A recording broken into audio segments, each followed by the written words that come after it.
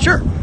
Charlie, you're with Fox News. What is your take as an American journalist in terms of what's going on here and what's about to happen? Well, I think that the protesters got their message out. There's no question about it. And I think one of the reasons they did get the message out is because there was simply no violence whatsoever. Yes. There was nothing. The protesters have done an admirable job of getting the message out. And the police, to be honest, have been very good about letting them get their message out. Now, can they block the streets and can they block a major roadway into Ontario and Detroit? No, they can't do that. And I think when deep down, the protesters realized that. But the police did let them go for 5 days. Yeah. So that gets the discussion going as to what are mandates, what is the end game for mandates? And I think that that's what it did it. And the only way that message did get out is because there was no violence. Had there been violence, the story would have been that.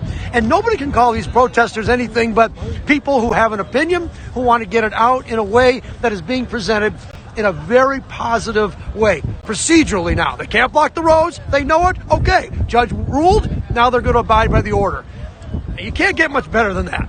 But Charlie, do you really think at the end of the day it's all about the money? And by that I mean if you go to Ottawa, as you know, the blockade and the number of demonstrators, huge, far bigger than this by several magnitudes. However, the economic damage here, Premier Ford saying yesterday $700 million of goods being prevented from crossing the bridge.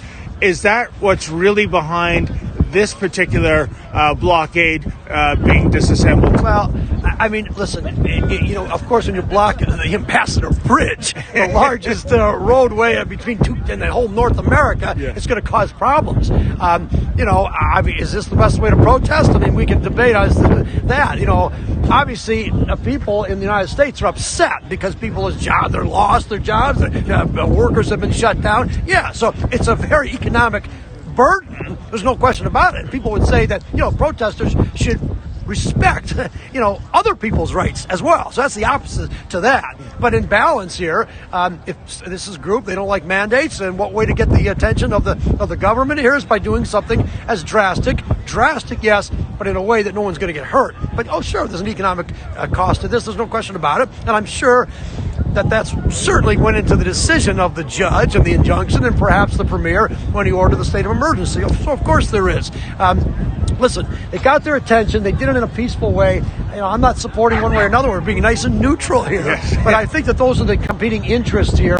And so listen, there really is an issue here about mandates. Where is the end game on this? Is it restrictive? Is it too restrictive? In Detroit, I don't have to wear a mask if I want to buy a donut at Tim Hortons. I can get a beer in Detroit and I don't have to get vaccination and prove I did. So is that too restrictive? I don't know. But here in Windsor, yeah, it's a little bit restrictive. Well, Charlie, the coronavirus hates Canadians. That's why. Charlie, one last question, because I know you got to do your job. Yeah. Speaking of the money angle, critics of these blockades, they've described these people as economic terrorists.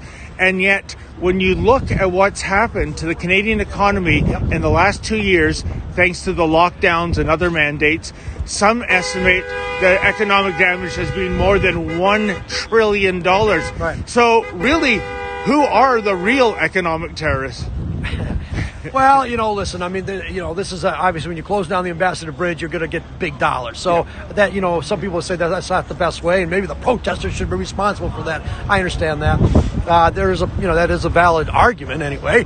But 4 or 5 days, it did get the attention, and that's the message that gets out, and it gets the discussion started about vaccines. I mean, arguably, people will, because of this COVID and shutting down businesses, arguably by the government because of mandates, that costs a lot of money too. So listen, this is a very costly discussion, one way or another, no matter which side you're on. Yes, so I think an argument can be made on both sides that COVID costs a lot of money. Got to run, okay?